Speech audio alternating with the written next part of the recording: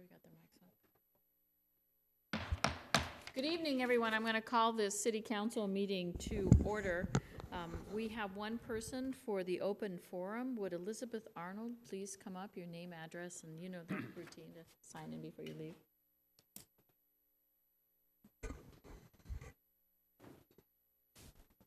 Good evening, council members, and thank you, Madam Mayor.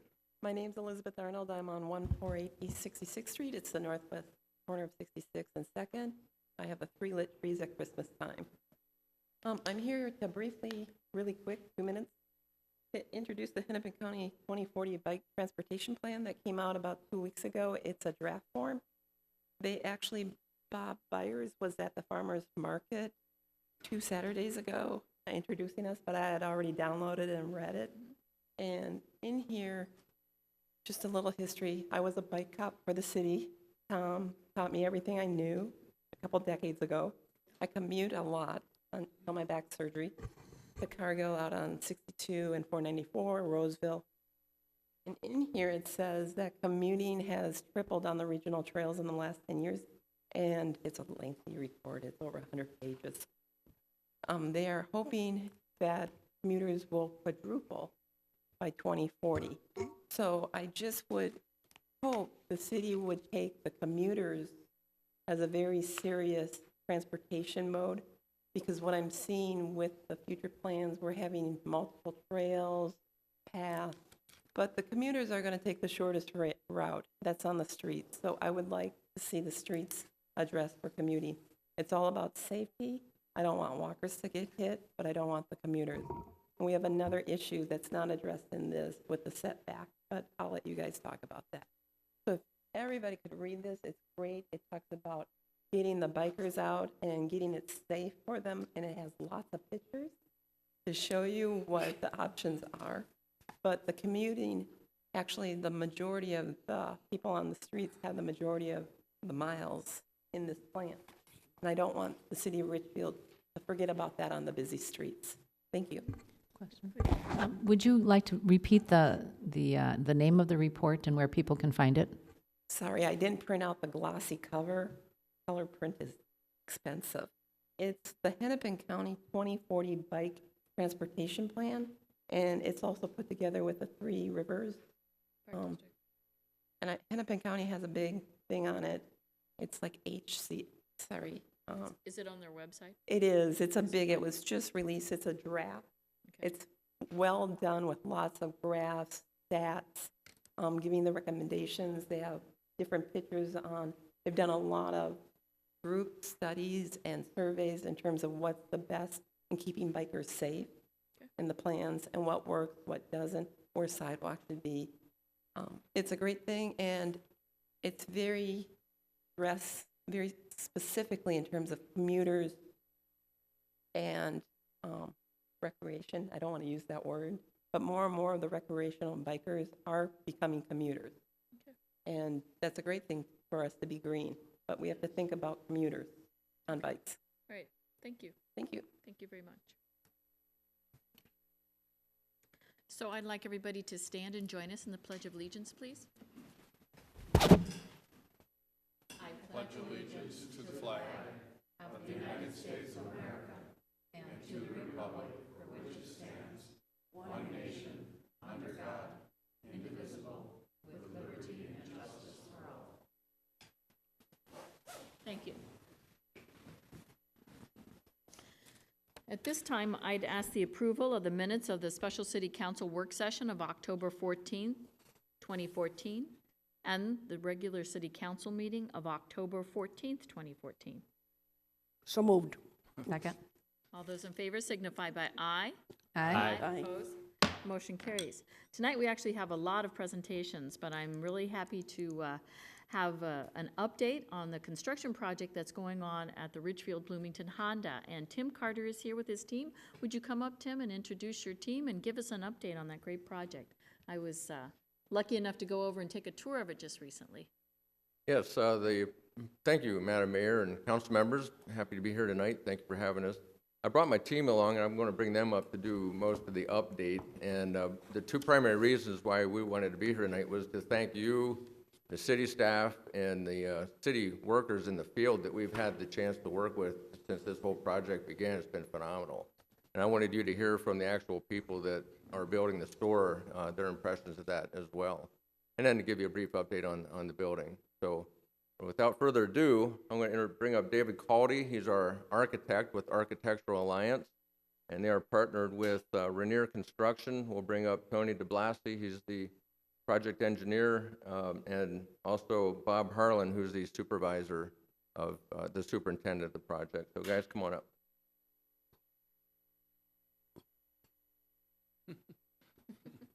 Don't be shy. Hey, everyone. Hi. Dave Caldy, Architectural Alliance. Been working with Tim and Tom Wood Management on the design of the RB Honda facility. Been a really, really very smooth process that we've had the entire time. We've had a lot of support from Tim, City of Richfield, the people we work with, Melissa Pellman, Rick Rainier. It's been a very good experience for us all. So on my end, very good. And then construction-wise, we have Tony. I'm the senior project manager with Rainier Construction. I've had the pleasure to take on the project as project manager just a month ago, and appreciate the involvement we've had to date, and I can't say enough about the workers and the subcontractors and such, but I do want to ask Bob Harlan, who's been on the project since the beginning, our senior project superintendent, to share a couple thoughts and comments. Thank you. I'm a construction worker. I don't do things. It's great to see you again. I just would like to say that working with your city workers, you have building inspectors, you have people involved in the public works department. They've all cooperated with us. They've been very patient with us. Contractors are usually, calling up at the last minute saying, "Can we get the water turned on?" And they do it like. So I have worked in other cities where it takes 3 weeks to get something done. And I have to tell you that all of your people that are working for you or for us have done just a remarkable job. And if you can give them a pat on the back, they're very professional at what they do. So my compliment. Thank you. So nice to hear. If the cameraman can pick up the picture of what we sent over, this was taken last Saturday, and it's a precast concrete structure, so it's been like putting together a Lincoln Log set. And Wells Manufacturing out of Wells, Minnesota. These guys are from Columbus, Ohio, but we contract all local labor. And so these guys, this is such high quality work that these guys are putting together, and the choreography that they did is just phenomenal. But this one of the most exciting phases was watching this thing go up piece by piece. That crane will be out of here this Friday. They're going to dismantle it. They'll be done all the work by the Thursday evening. And the design of it that Dave put together, and also the cooperation that we had with the sketch plan review. Richfield's a small town in a big city, and we're one of the only dealerships in the country this size. We're almost 160,000 square feet, going from 28,000 square feet. So we're 3 stories. We're right up on the sidewalk, so we're fitting into that small town in a big city. Most dealerships have sea of cars in the building way in the back, and these guys said, "Hey, why don't you do something traditionally different, put it right up on the sidewalk so we can have that window shopping effect?" And we said, okay. And so we're putting all of our cars out by the highway. This thing's so big that we had to stretch from Highway to 77th Street.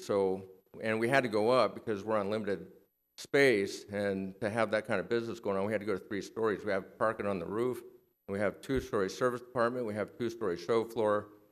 No other Honda store has that in the state, and very, very few have that in the country. And since we have such a small span of space, we were able to take advantage of being right on the highway. So the 2nd and 3rd story, if you're not familiar, Dave, can you click on the next one? We'll show you a little 3D rendering real quick of a car display that we're putting. We call it the jewelry box because cars are our jewels. And we're going to be able to display a 3rd story and a 2nd story, which is actually 70 feet in the air. 2 rows of cars. We'll have 10 cars total, 5 on the top and 5 in the middle. And this is something that's going to be very unique. You see all their multi-stories in the state, they're mainly 2 BMW stores. But nobody has a display, car display like this that's going to be lit up very economically with low-cost energy light. And For which we thank you. yes, and we're very cognizant of that. And you'll be able to, it'll be drawing a lot of attention to the city, without a doubt. So thank you for being such good partners. Thank you for having such good professional employees working with us. It's been a dream process for me. I've been here since 1986, and we've been working hard for this and for the city too. So we appreciate the opportunity. Thank you. Are you on time? And what's your timeline? We're actually 2 weeks ahead of time. Oh, So we're, with Mother Nature and winter coming up, we do have the main thing about this was to get it buttoned up from the winter time by now. And these guys got it done. So now we can start doing the inside work, and lifts are coming in 3 weeks for the service department and a whole bunch of other stuff. So you'll see all that activity just happen, but you won't see a ton of activity until springtime now. So we start working on the outside again. But we did get the water line replaced on Harriet. We took over Harriet, and that was a 50-year-old water line that we got to update that. That's pretty much all done, and it's been great. Thank you very much. and when's the ribbon cutting? Ribbon cutting, well, if Mother Nature does right, we're hoping to have that sometime in July. Oh, So we hope to have the landscaping done in April, and we hope to have occupancy sometime in early June, and then we'll probably be open in July. Actually, now that I say that, will be a month or two after that, probably be August or so. But we'll get invites out to everybody. Now, Mr. Carter, how is Brent Wade doing in his building? He's doing phenomenal. He's very happy Great. to be back in Richfield. I don't know if Good. you knew, if everybody knows that Yes. that's where that started, was in Richfield. Then they went to Bloomington. When we got it, we brought it back to Richfield, and we're happy to be on the campus. Yeah. He's doing very That's well. great. Tell him that you asked Good. for him. Good, Thank you very much. yeah. Well, it's really a beautiful architectural design, and you're doing a good job. Yeah, it's going to be fun. I'll have you all down. Thank you. Thanks. Thanks for the comments about the city too. And it's nice to hear when our folks here in community development and public works really help out our contractors and our new businesses. And you're bringing living wage jobs to this community too, and I know you're hiring more, so we appreciate that. I know I do. So thank you. Thanks for coming.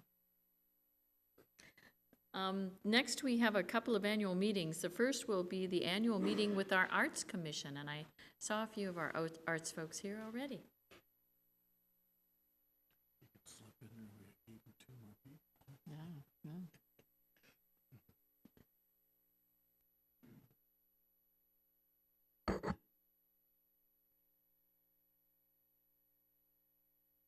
Hi, Hi, introduce yourself so everybody knows who you I'm Kevin Close. I'm chair of the Richfield Arts Commission, and last time I saw you guys was October of last year. So I'm gonna run through really fast what we've been up to for the last year. So one of our goals was just to make a big impact in the city and work with as many different Richfield groups as we can. And we've accomplished that.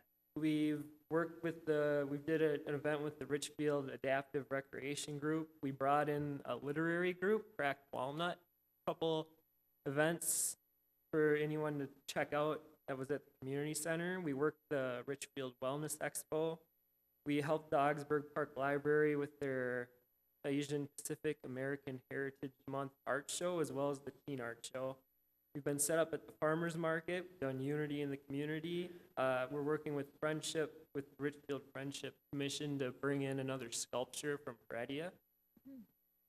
We did Ken Fest. We've worked with the Transportation Commission on the signage, the Welcome to Richfield signage. We brought in the Cromulent Shakespeare Company for a couple Shakespeare in the Parks this summer that were free events that got a lot of people out, which is great. We want to bring them back next year for sure. We worked with the sculptors Judith and Dylan Allen to do the Richfield recycled bike sculpture. We worked with Gray Duck Tattoo, who's on Penn Avenue, to do 2 little free libraries. We worked the Richfield Foundation Wine and Cheese Gathering and brought art to there, which we were very excited to do and be a part of that event. And we've had a lot of various Richfield artists on display right out here in our little shelf area, display area, as well as at the community center. Our numbers in the last 6 months with the different events we've done, we did a hats off to Dad, where 82 hats were decorated by different people that came in. Did an event called Style That Tile, where we used 50 tiles. We had a tie-dye event where over 80 garments were tie-dyed. Our latest event was a event where you could make candles, and over 40 of those were made. And we helped sponsor the Richfield photo contest, and there was over 60 entries this year. Wow. So a lot of people show up to the art center, and you'll probably end up seeing someone that you know there. And it's families, it's young people, it's older people, it's everybody. And so if you haven't been to a art center event, really check it out. Just wanted to throw in our social media numbers too. That's become a big part of our group. Over the last 2 years, our numbers have skyrocketed. Wow. When you're thinking of social media, you're not necessarily concerned with like how many actual followers or likes you have. You're more interested in who's engaging with you and how big the number of people that are engaged with you. And our engagement has been growing quite a bit. So Facebook, we have 210 followers, which doesn't seem like that many compared to other groups, but we have twice as many reaches. So reaches are how many different people are seeing it, sharing these events. They want other people to know.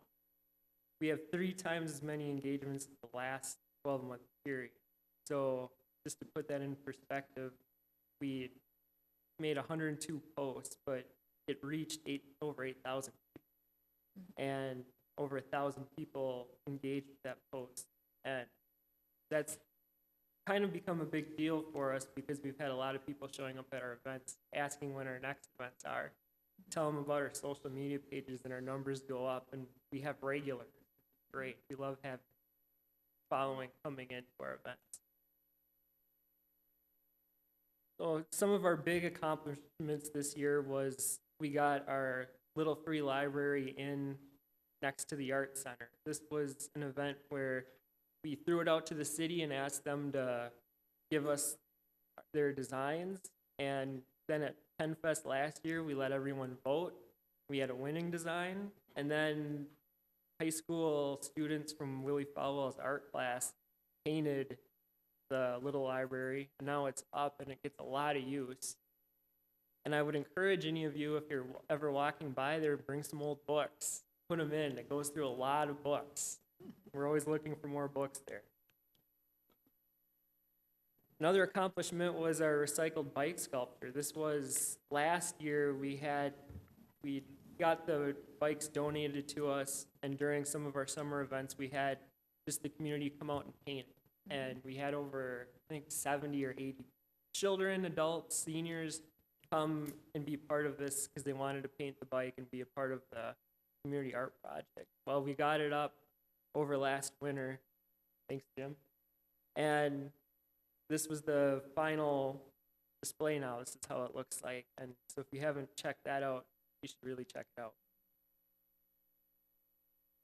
Another accomplishment was we got 2 new Potter's wheels. We got a grant from the Richfield Foundation because we were using 2 old Potter's wheels from Willie Falwell from the high school, but he's going to retire soon, so then we were going to be out of luck. And so luckily we were able to get 2 Potter's wheels, and as you can see from this photo, they get a lot of use. We bring them to all of our events, and it's just a really fun art activity that anyone of any age can do. Another accomplishment was people were always asking us in years past, well, where is the art center? And first we did get some signage out on Portland that we were very happy to get that pointed, art center. So they knew it was there, but there was still little questions. But we were able to get signs by tomorrow on Penn Avenue to give us a hometown discount. And we were very thankful for that, and they were able to get us the signage up that now we have on the art center, so everyone knows where it is, no question. And then so for future events, I'd like to invite everyone out to the Richfield Teen Art Show. That's going to be November 24th, 6:30 p.m. at Augsburg Park Library. It's teens of all Richfield, so you Holy Angels, Richfield High School, Richfield Middle School, even people that are homeschooled, and anyone that has a Richfield connection can enter the show. It's got really great artwork, so I invite you all to come check it out. Also in the planning is still a second Heredia sculpture from the artist that did the original. He's interested in donating another sculpture, and so we're working with some members from the Friendship Commission to try and make that happen. Would love to get another sculpture in Richfield. There's quite a few sculptures in Richfield, more so than a lot of other cities nearby, and it's something that can make Richfield feel good about and be like an identifier. And we've created a walking map in the past for people to get out and check out all the sculptures. And so if anyone hasn't, I invite you all to do that. And I just want to thank some people before I finish up here. Our city liaison, Mary Kay Champa, Jim Toppensoffer. Without those two, a lot of the stuff that we have accomplished and are nearing accomplishment for wouldn't happen. They're busy as it is, but they're always super helpful and get back to us really fast. So none of this would have been possible without them. I also want to thank John Evans, who does our social media for us.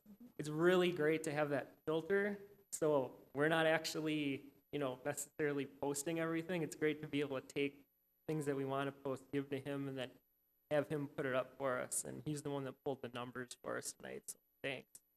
Judith and Dylan Allen, they were the artists that did the bike sculpture for us. I want to thank the Richfield Foundation for giving us the grant to get the Potter's wheels, because that's made a huge difference for us. And going forward, it's just great to have those. Richfield Signs by Tomorrow, they were the ones that got us the signage on the art center. And then Grey Duck Tattoo, we brought 2 little free libraries to them. They painted them up, and then we were able to have a silent auction raffle through the Richfield Foundation, and we were able to get some donations off of that. So that was great. So thanks very much. Thank you. You guys were really busy. Yeah, and we just want to let you know that we interviewed 2 people, both of them interested in the Arts Commission. So you're going to have 2 new good additional members. Excellent. So that'll be great. Love to hear that. Yeah. And we love our sculptures too, and we wouldn't mind more. Do you have an idea where this one might go? We're thinking this one might go outside, just outside the Heredia room window. Oh, Out here, we think that would be a really great place for it. Kind of have symbolism there. It'd be wonderful. Thank you. Thank you for the hard work and everything you've done. It's Thanks. wonderful. Appreciate it. Mayor, I want to just say that this commission is unique because it's all over the city, and it's the most participatory group that I've seen in a long time, so thank you very much. And visible. You're Mhm. everywhere. Your work's everywhere. Thank you. Next, we have another presentation from another one of our good commissions here, the Friendship Commission. Oops. I lost everything.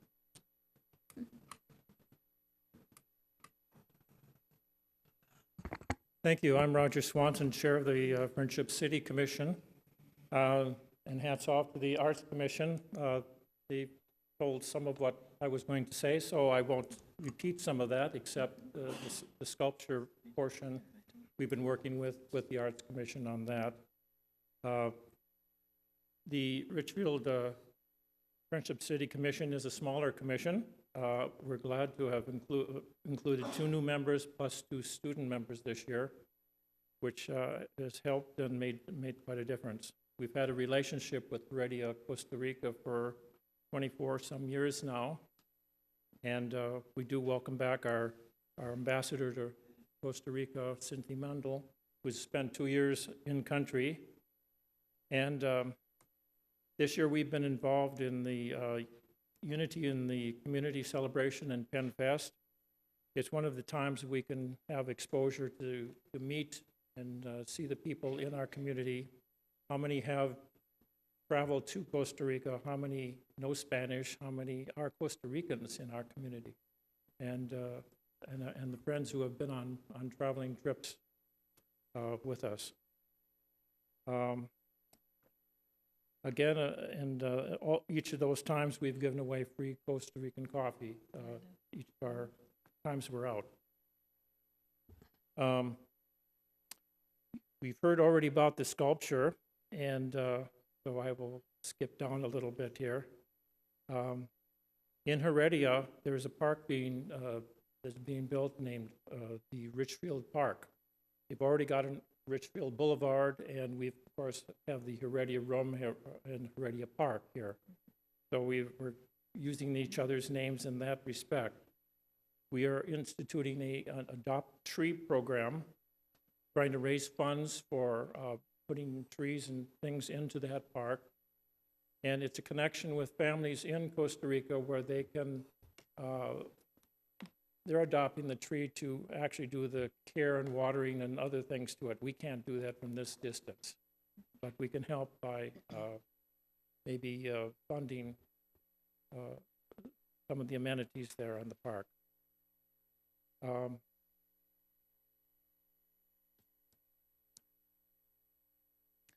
We anticipate, since Cynthia's returned and has greater exposure to the Costa Rica area, that we would be sponsoring another trip, probably spring of 2016. Takes about a year to plan it out. So if someone's interested in a trip to the Costa Rica area and be with the family and really be in with the people, it helps to know Spanish a little bit. But I didn't, and I got along okay. Even with the black beans, it was very well. As noted in our last year's report, we still do not have signage on Heredia Park right outside here stating that name of the park. And hopefully, maybe this year that the parks area will address that missing signage. We do appreciate the moving of the ox cart from the corner where the sun was drying it out to another area. Whether that will be the final resting place for the cart, I don't know, but at least it's out of the heating rays of the sun and for that purpose. I do anticipate that this is my last report to the commission as from Friendship City. I will be passing the baton to someone else next year, and I have one more year before term limits. So, do you have any questions? If not, I just want to say that I really appreciate the coffee. I love the Costa Rican coffee. I always seek you out at all the events so that I can go get my free cup of coffee over there. It's very delicious. any other events, we will probably do the same. But Okay. available. Thank you. Thank you for your great work. And as long as we're talking commissions, I know you have some additional openings, so if there's anyone out there that has an interest in either Spanish or Costa Rica or just getting involved in a city commission, we are taking additional applications. Mhm. So please consider it. And I'm sure that we'll be working on trying to get the sign up for Heredia Park. I did notice that too, and I guess we talked about it before, but it just hasn't happened. And maybe we are doing wayfinding and changing all our signage. So perhaps it's a good time to wait till all that's done to put the sign in the same nomenclature as we do everything else. That makes really sense. That'd be great. At this time, we have a presentation. This is for the United States Fire Administration National Fire Academy and the Executive Fire Officer upon the Richfield Fire Chief, Wayne Kiewicz. Will you meet me down here, Wayne?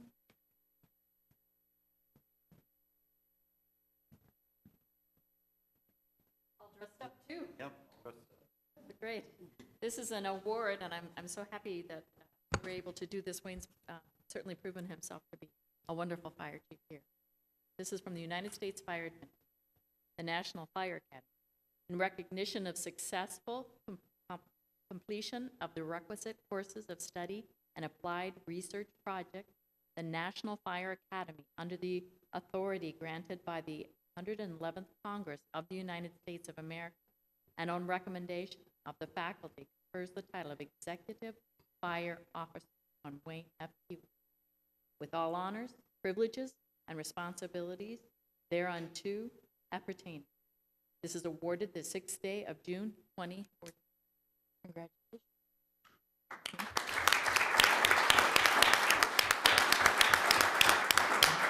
Tell us a little bit about what you had to do to get that. I think a lot of us would like to hear what you had to do to get The Executive Fire Officer Program is the leading program of the National Fire Academy in Emmitsburg, Maryland. It's very similar to the FBI Quantico School, only we don't make the fire officers go for 8 weeks at a shot. We do 2 weeks a year for 4 years. After the completion of each class, we have to do an applied research project, which is equivalent to a very, very close to a master's thesis every year. So it's a very rigorous program. I've learned a lot. It was really life-changing for me in terms of management and leadership skills that I learned there. So it was a very good investment. I want to thank my family for tolerating my absence, because it always seemed that when I was gone, something bad happened. So thank you to my family. They earned this just as much as I did. So, thank you. again. Thank you.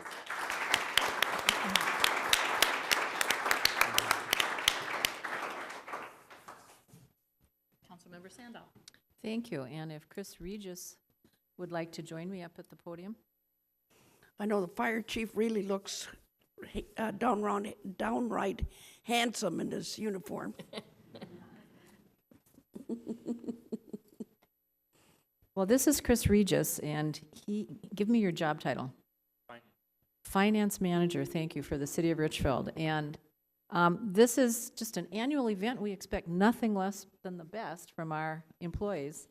And I'm happy to award to Chris the Government Finance Officers Association Certificate of Achievement for Excellence in Financial Reporting. It's presented to the City of Richfield in Minneapolis for its comprehensive annual financial report for the fiscal year ending in 2013. And this is the 30th year in a row that Chris, and through his efforts in the city, have been awarded this honor. And so we'd like to thank you for that. And in addition, there were another 3 years over and beyond that the city has won it. I'm going to ask Chris, as one of his future homework jobs, to find out how many cities in the state of Minnesota have 30 years in a row. Not very many, I'll bet. Yeah, yeah. So anyway, so congratulations.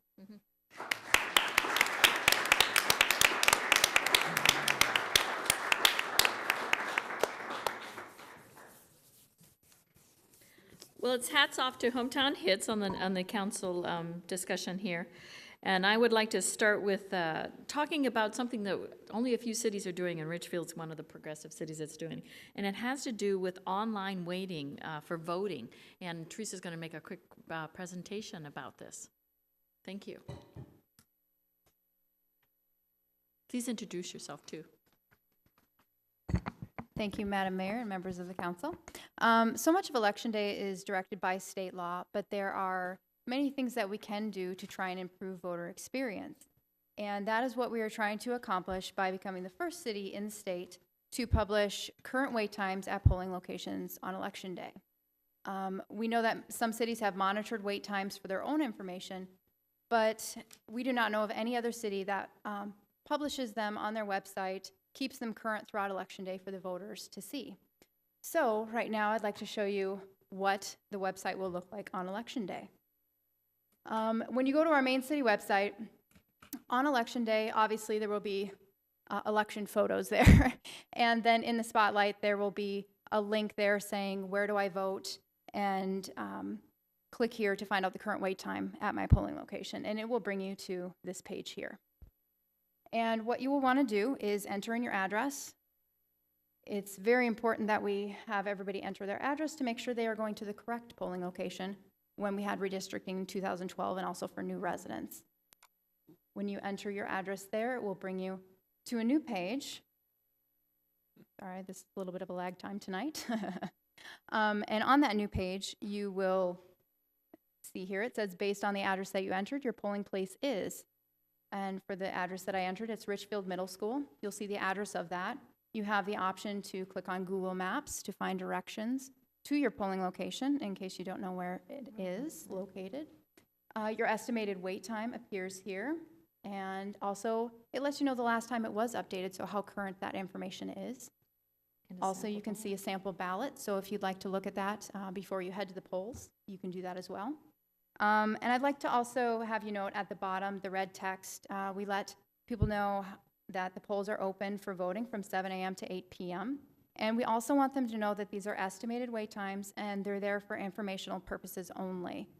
As long as you are in line at your correct polling place on Election Day by 8 p.m., all eligible voters will be able to vote. We want people to know that this is strictly for information and planning purposes. We want people to find it as a useful tool, and it's not meant to discourage in any way of, oh, there's a wait time and it's getting kind of close. We want it just for information, so that's why we put those blurbs there. The city will have election staff monitoring wait times at all polling locations on Election Day. And while we are hoping for a lot of traffic on the website on Election Day, we realize that since it's so new, that it might take a little time to catch on. However, even if there isn't a lot of traffic on the website on Election Day, just having that information of accurate wait times, knowing when our peak times are in each location, that will help us plan for future elections. That information is invaluable. Also, we want to remind people Election Day is November 4th, and we want to encourage all eligible voters in the city of Richfield to get out and vote.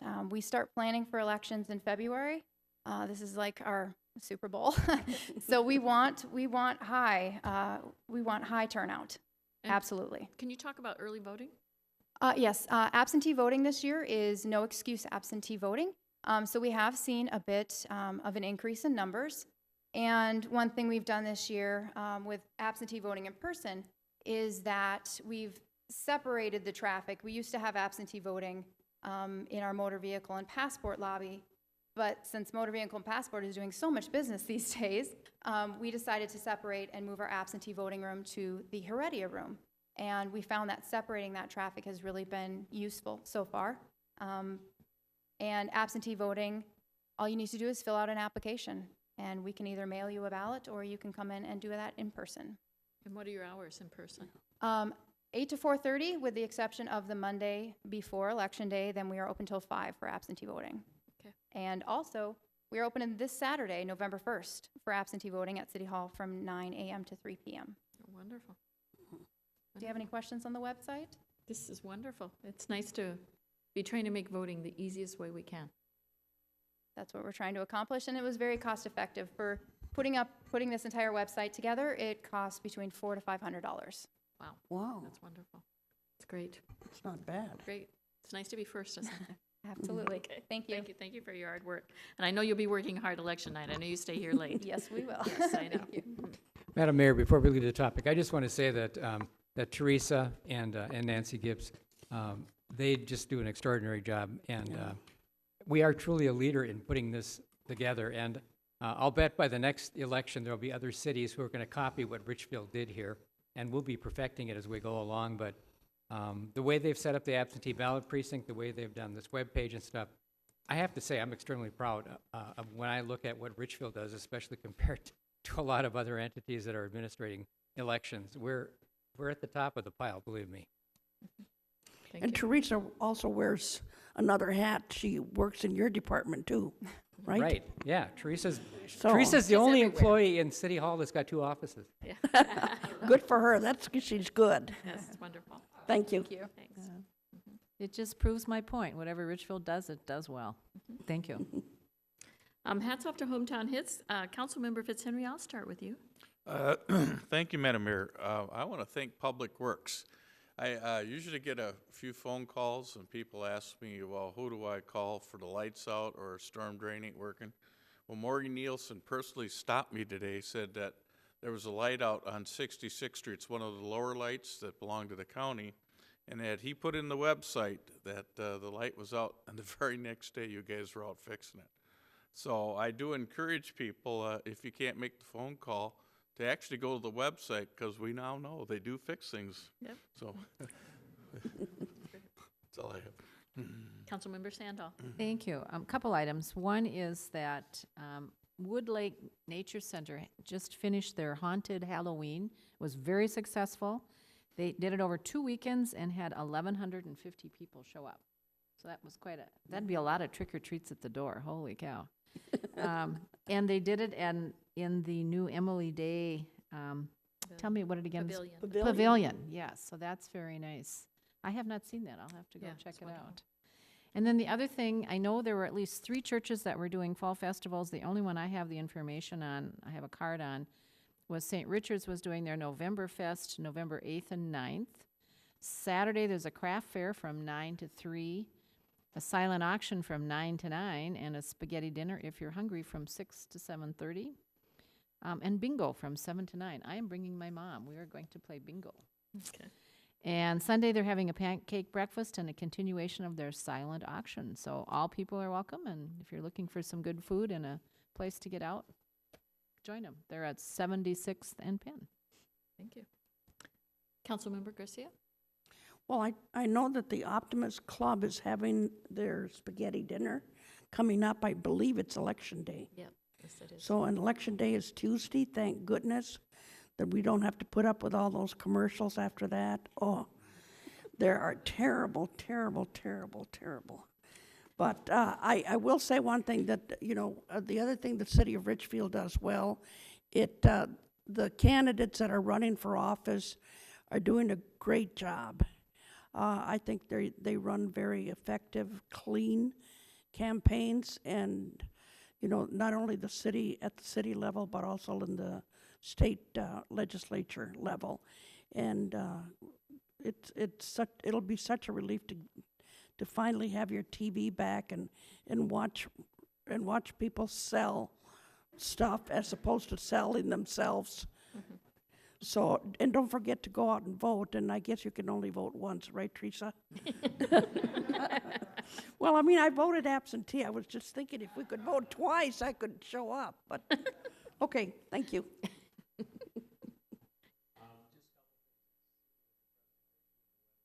There really is no excuse not to vote. I voted absentee this year, and it is user-friendly, easy, and really there's no excuse not to do it. The other thing is, Friday night, the 24th, at Houlihan's, public safety officers were serving and busing, and it was fun to see them out and about. I mean, they're in the community, but you usually see them in a squad car and uniform and everything, and Nick, I'm not going to mention his last name, waited on us, and he was really pleasant. And the only downside to it is when he leaned over the table and kind of leaned on it, you flash back, and I'm thinking sitting in my car looking out the window with him in uniform. Yeah, well, okay, wait, I'm past that. I don't do that anymore. I'm fine. So, but he seemed to have a good time, and everybody that was there seemed to be enjoying having the public safety officers wait on him. And it was hopefully it raised a significant amount of money for the Special Olympics. So that was enjoyable. I liked that. Yeah, it was a good night. I Yeah. was there as well. Mhm. Lots of great things going on. And No Kids Left Indoors is going to be November 9th. And that's, again, another sponsored by the Optimist. And they take that money and go to schools and give kids the opportunity who wouldn't have that to participate in an outdoor activity at one of the wildlife refuges or Wood Lake or some other things, or fishing with a kid, all these or outdoor activities. And that's where their dollars go to. And that'll be November 9th. Coming up. You can check that out on their website. That's a great event. They bring fresh walleye in and cook it, and it is fabulous, and it's over at the Hilton. Been there a couple of times, and they have a wonderful silent auction. It's a great event. Any other council discussion? I'll ask for the council to approve the agenda. So moved. Second. All those in favor signify by aye. Aye. Aye. Aye. The agenda is approved. The consent calendar. City Manager. Thank you, Madam Mayor, members of the City Council. The consent calendar, for those in the audience, contains several separate items which are acted upon by the City Council in one motion, and then once the consent calendar is approved, all the individual items and the recommended actions are approved, and no further action on those items is necessary. Tonight we have 5 items on consent. Item 1 is consideration of the approval of the Safe Routes to School Plan. Item B, consideration of the approval of the transfer of funds to close out certain capital project funds.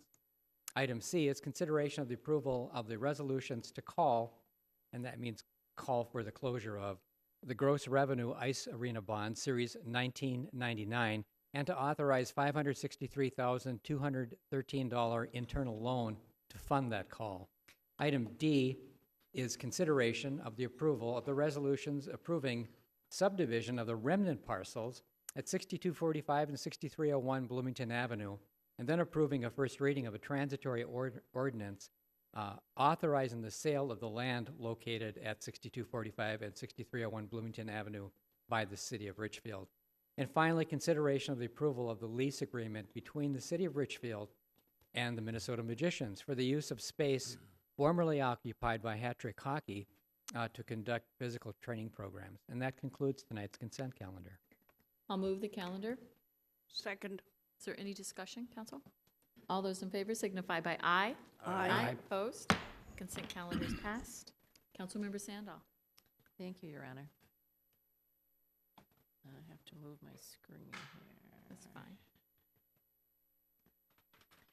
This is item number 10 on the agenda, and it is a continuation of a public hearing regarding the annual 77th Street Maintenance District Assessment. We did have the hearing 2 weeks ago, had an open, or began the hearing and continued it, partially because there were some numbers that were sent to to the affected properties, and we wanted to make sure that everybody had an opportunity to get the actual information of their assessment and an opportunity to appear. And the whole thing behind the special maintenance district is that it allows special services to be provided for those businesses along 77th Street. They do better maintenance. It has better landscaping, and all of those things are taken care of along that street for the benefit of the businesses. And it is a lovely street. 77th Street is very lovely with all of the landscaping features. And hopefully we'll have a tunnel at the end of it in the near future. So with that, we can reopen the public hearing. The public hearing is open, so would anyone like to come forward to speak to this? Please approach the podium. Anyone for the public hearing? I'll move to close the public hearing. I'll second. All those in favor signify by aye. Aye. Opposed? The public hearing is closed.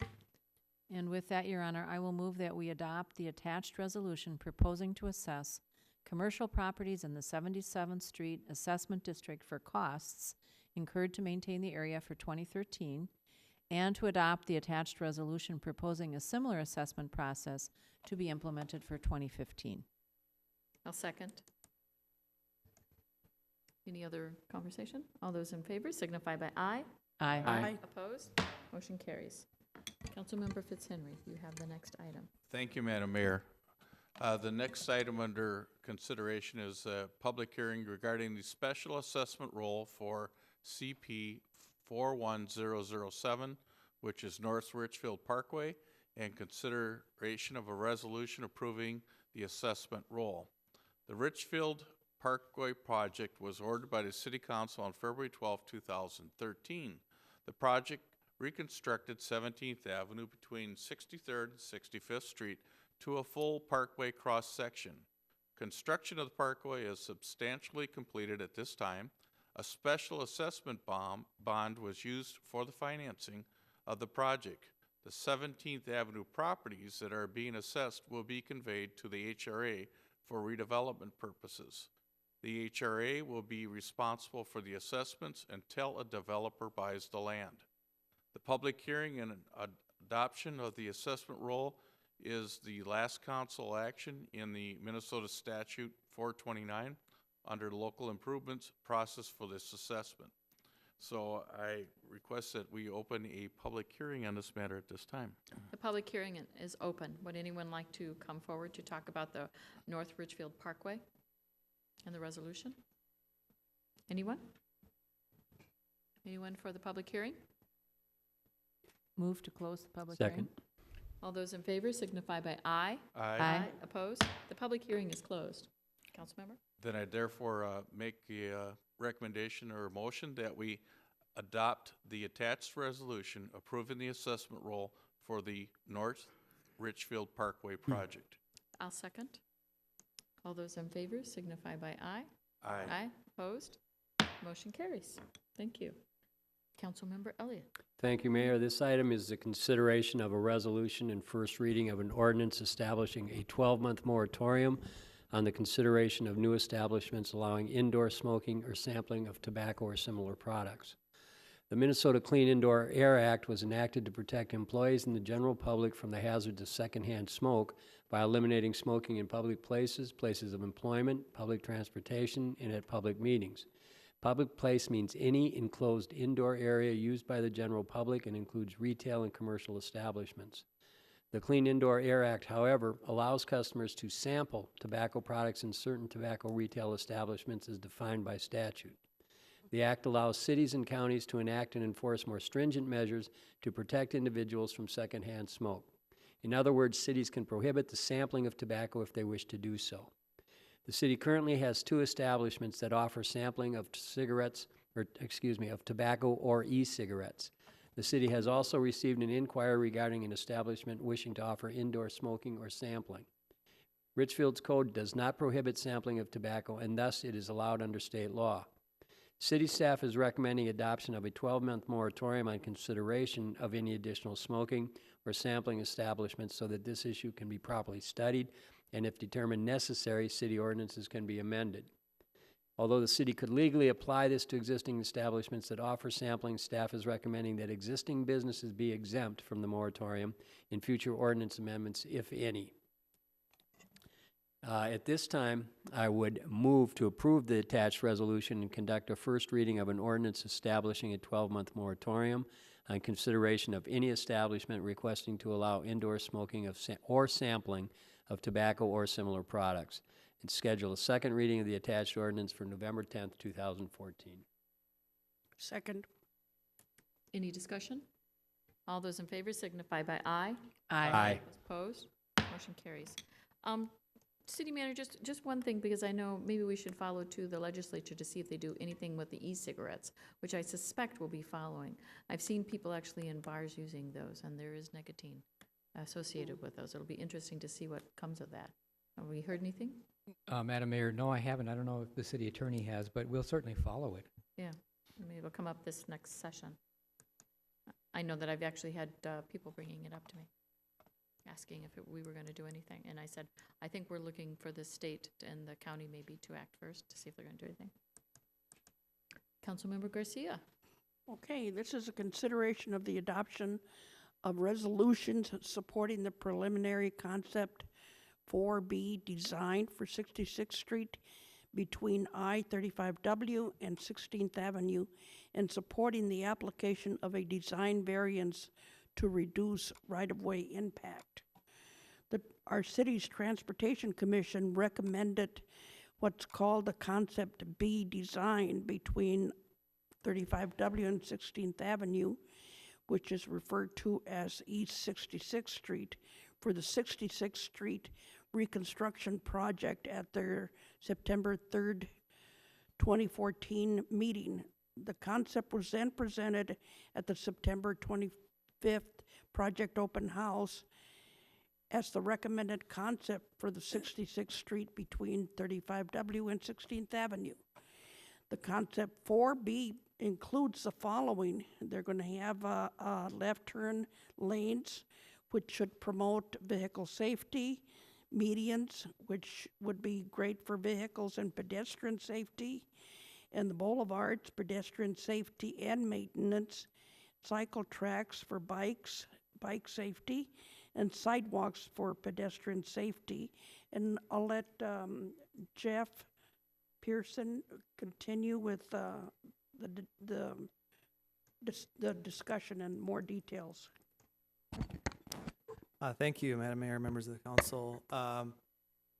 The whole process to get to this point has been about a 2-year process. There was basically 5 open houses that got us to further stages for this section east of 35W that you're considering tonight.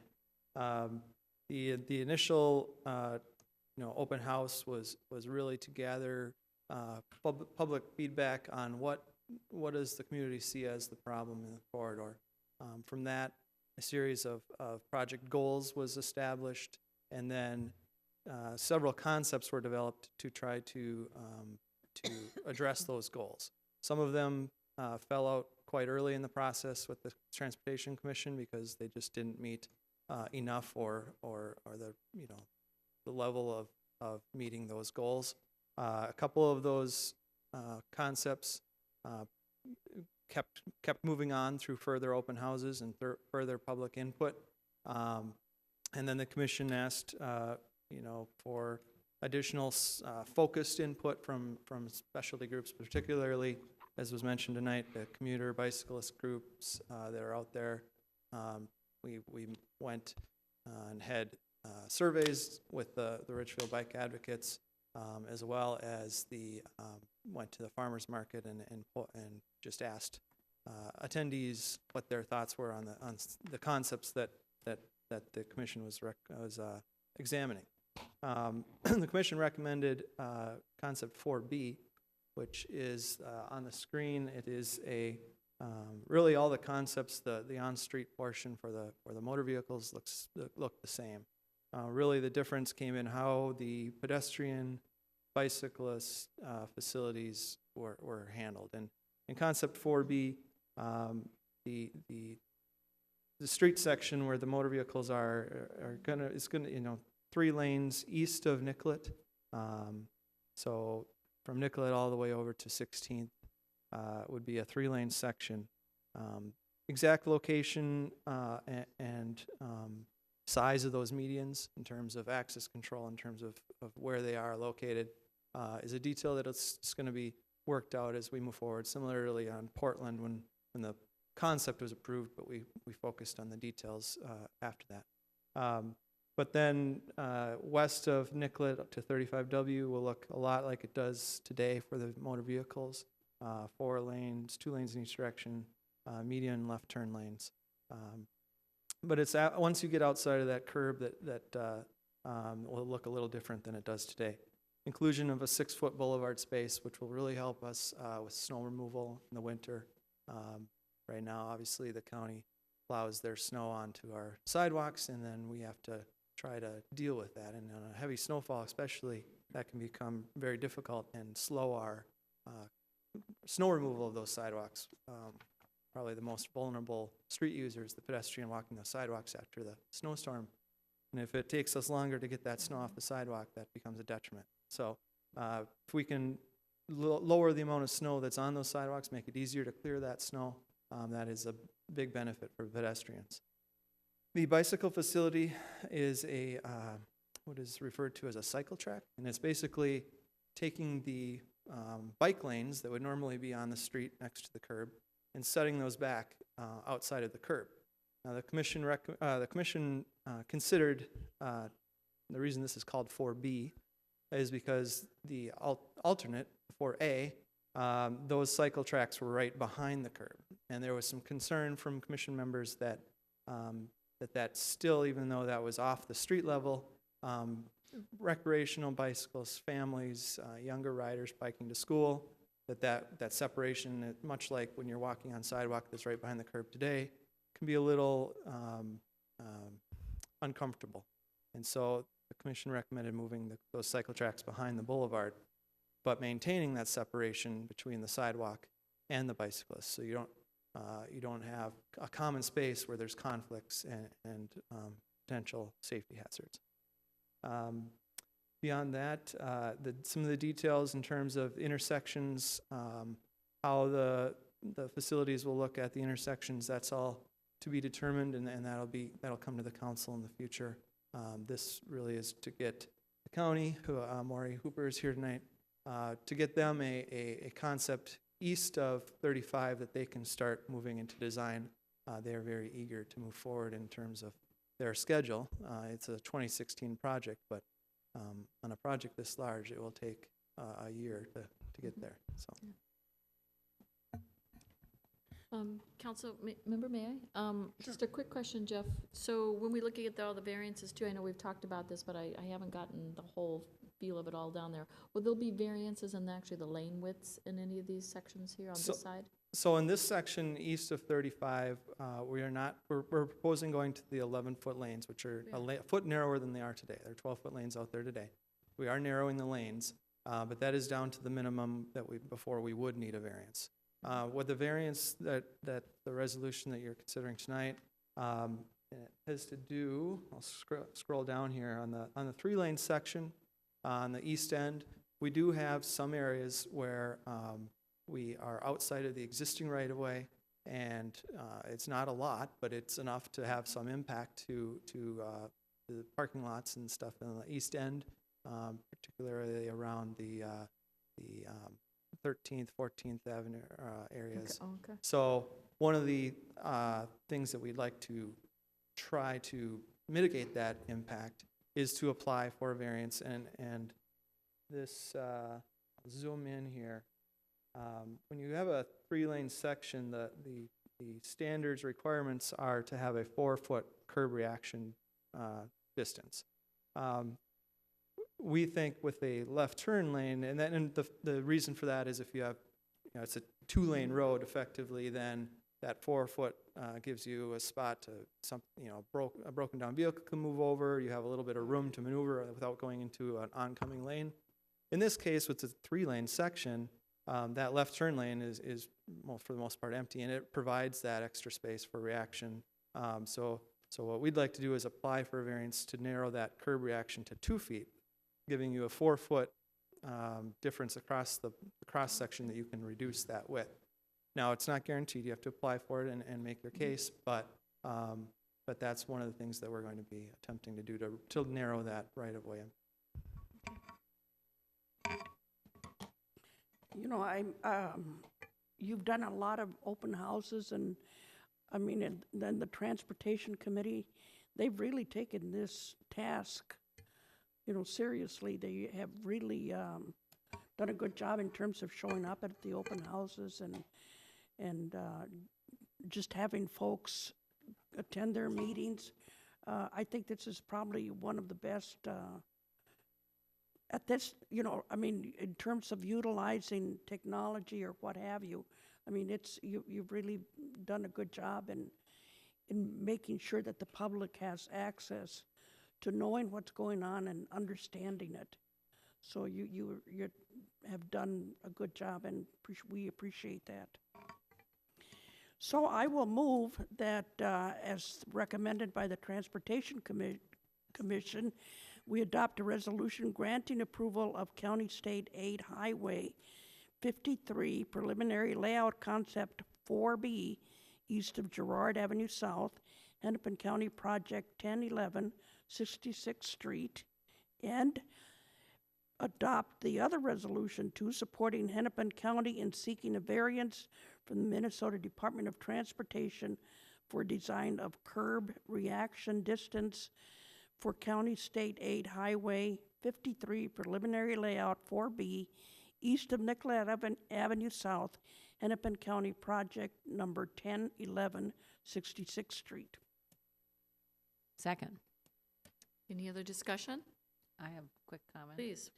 What's really nice about all the work that's been done by the Transportation Commission and staff and all of the residents who've showed up for all these public hearings is that at the end of the day, this will be a good plan for pedestrian safety, bicycle safety, safer automobile safety, and also for snow plowing. Give us a place to put the snow. And so I think it's a great job that everybody did, and they worked very hard at it, and thank you for doing it.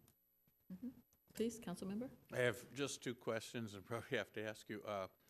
I noticed that we're going to have 4 feet on the east side. Are they going to have a fog line there, kind of delineate it for those bikes that might be used? Commuters aren't probably going to use the one-way path, but are they going to have a fog line or anything delineating bikes might be on the right side there?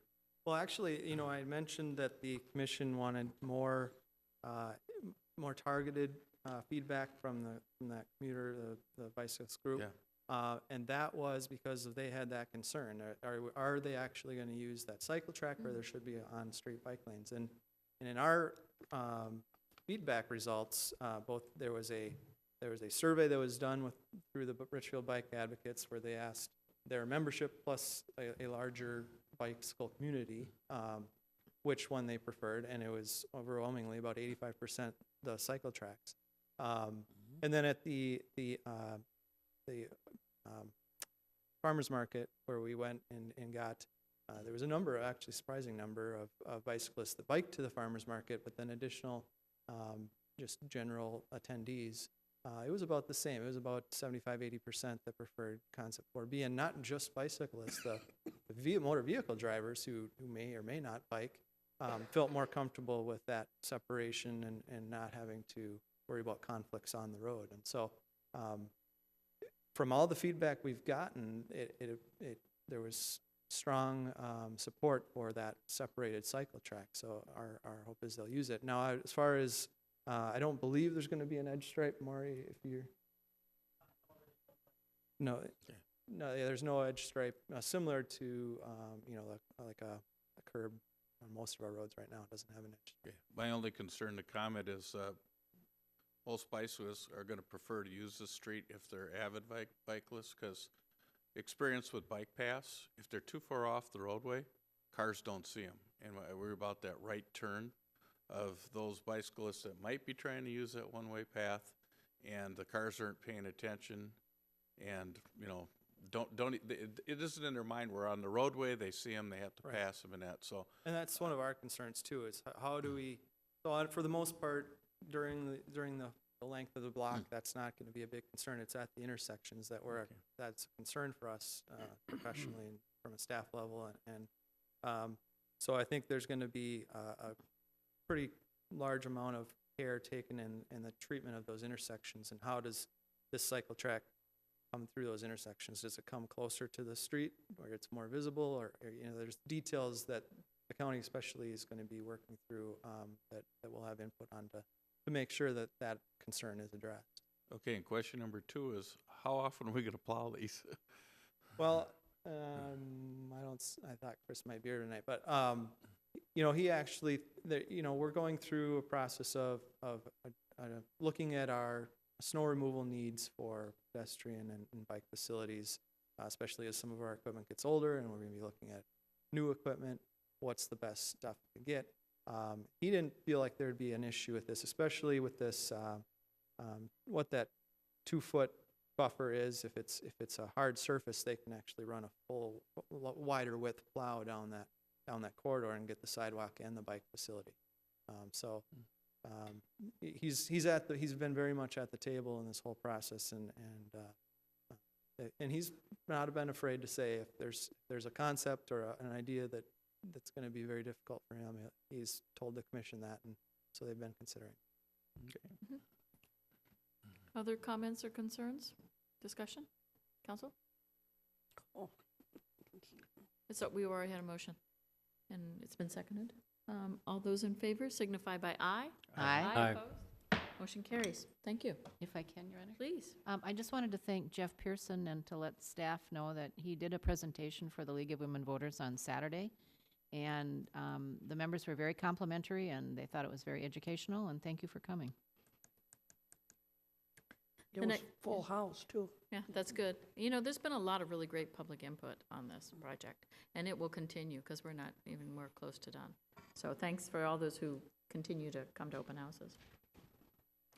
Next item is a consideration of a resolution authorizing the City of Richfield to file a HUD fair housing complaint.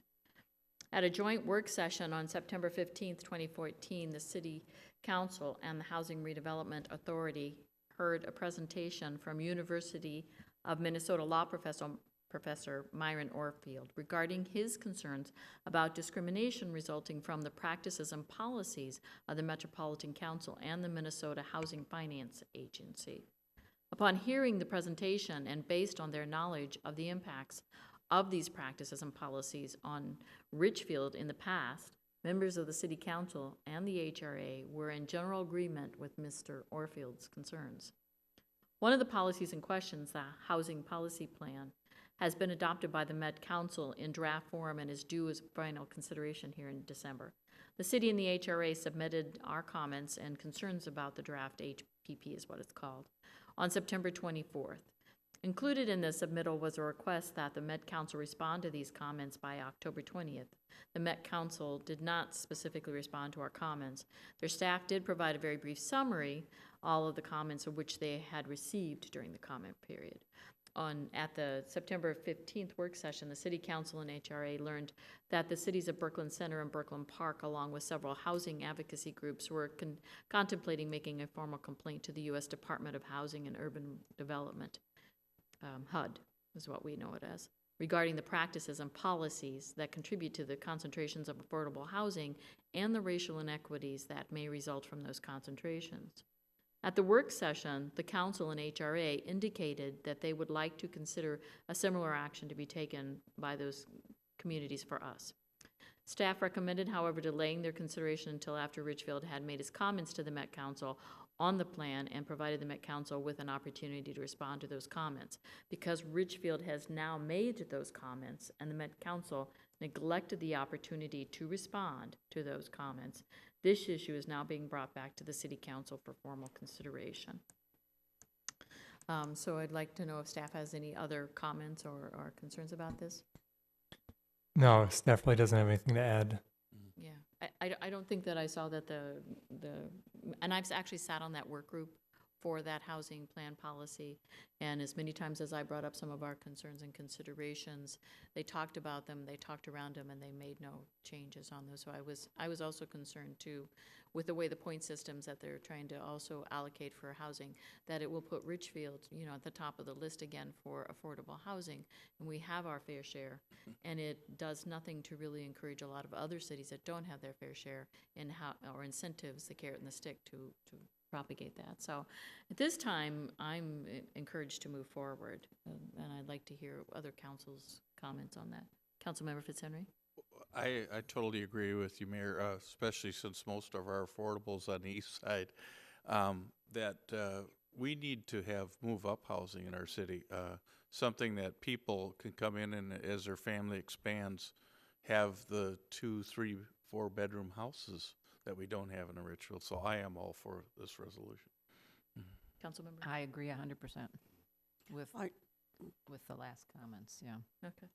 No, I agree too. I think the fact that that you've been active in that particular committee, Mayor, I think, and bring us back good information is really relevant to our discussion, and I appreciate that. So I will certainly agree with the direction we're headed. Councilmember? I think it speaks volumes that we put this back so that the comments could be made and give the Met Council an opportunity to address them, and they neglected. I mean, they totally showed aside and don't respond, not only just to us, but to other people that commented on it. And to me, that is intolerable and basically speaks directly to the problem that we're trying to address through this. And I think they need to start paying attention to what's going on. Yeah, we're not the only city that's upset about No, this. we're far from the only city. Mm-hmm. So this is a policy issue rather than a technical issue. So city staff, we don't make a recommendation except that, city staff doesn't, but we do. So I believe you have a unanimous recommendation from the council to move forward on this. And I will make a motion to that. I'll second.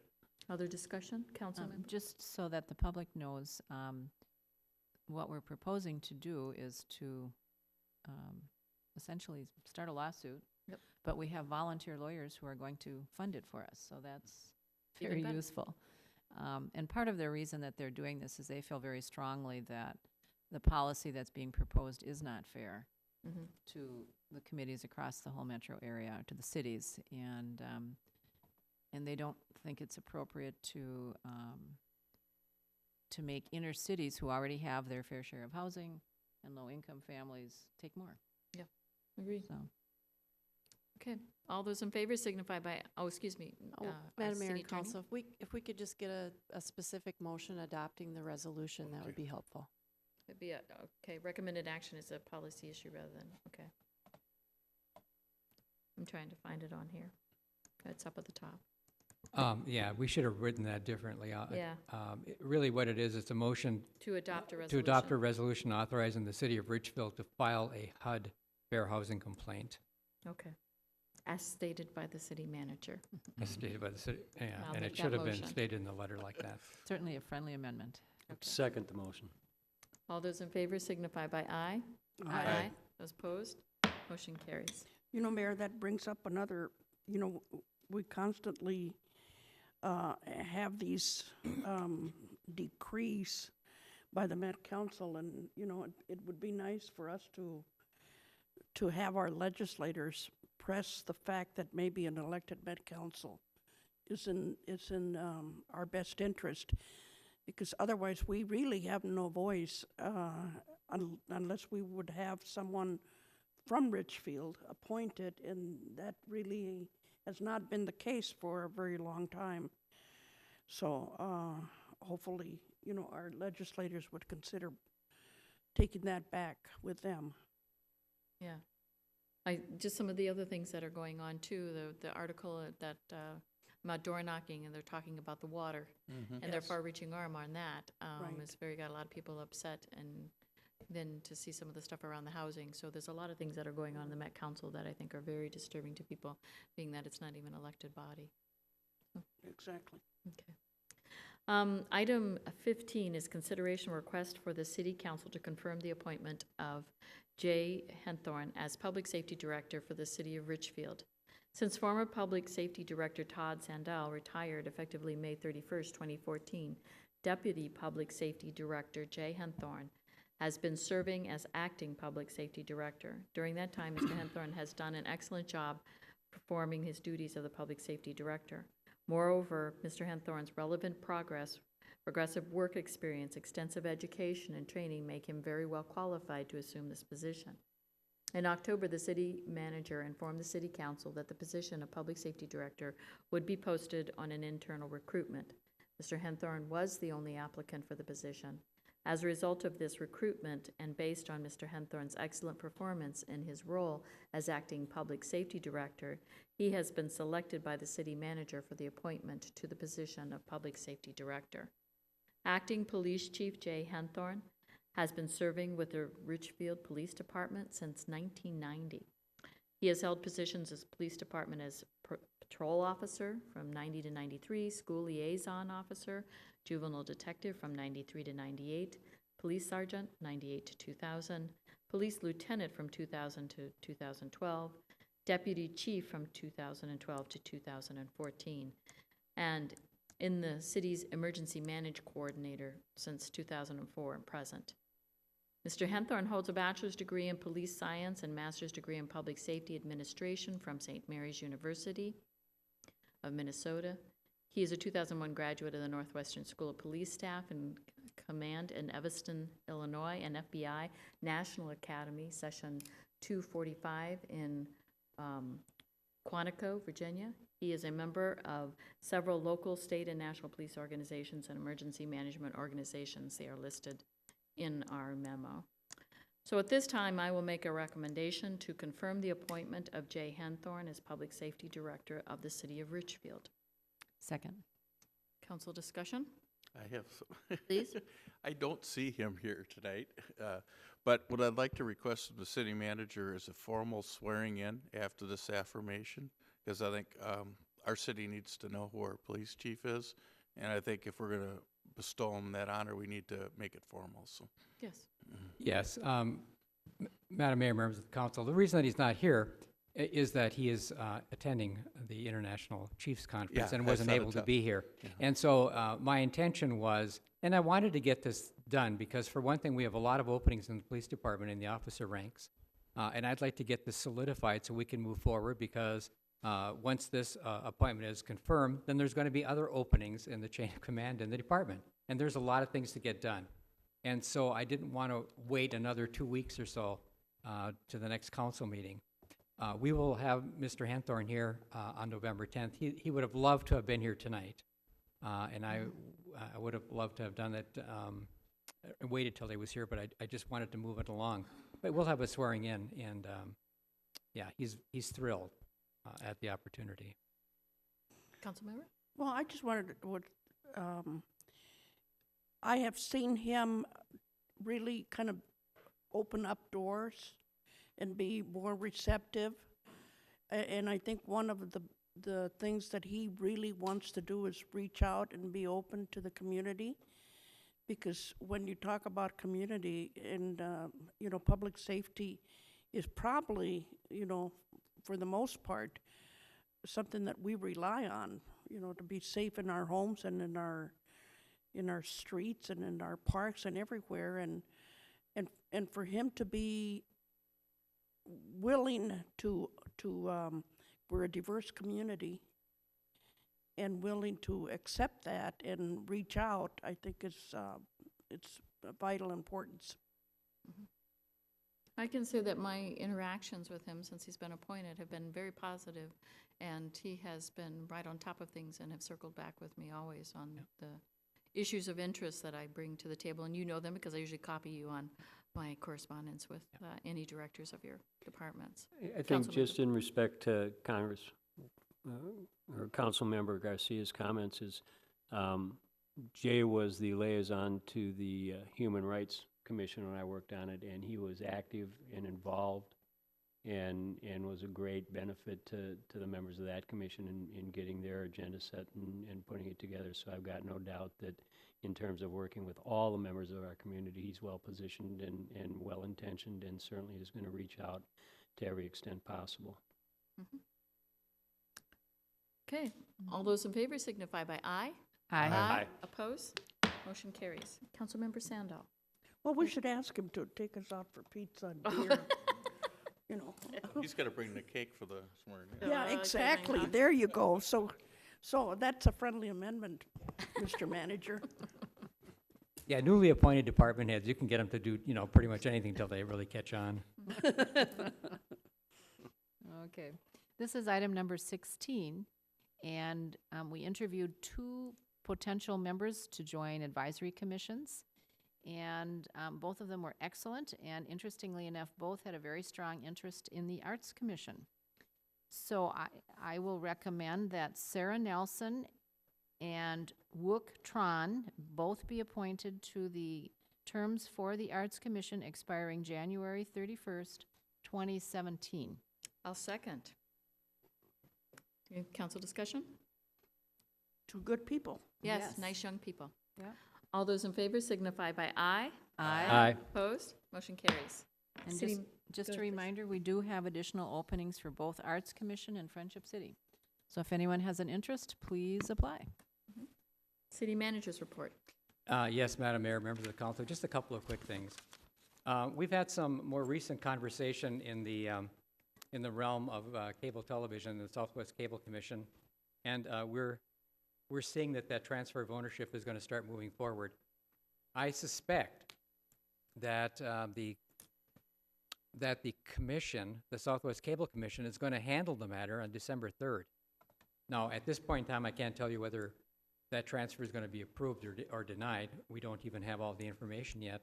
But in sense of timing, that happens on December 3rd. The likely scenario is every city would want to get it done in December. I don't know if there's going to be enough time to put it on the agenda for December 9th, but I've already tipped the commission off and said, that's our only meeting that we have in December that's scheduled.